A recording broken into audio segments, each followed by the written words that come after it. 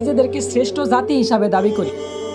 যে সময় free mixing ভাবে পড়ালেখার কারণে বিভিন্ন জায়গায় শিক্ষক দ্বারা ছাত্রীরা ধর্ষিত হইতাছে, সেই সময় দ্বারাও আমরা শিক্ষার মানদণ্ড নির্ণয় করি।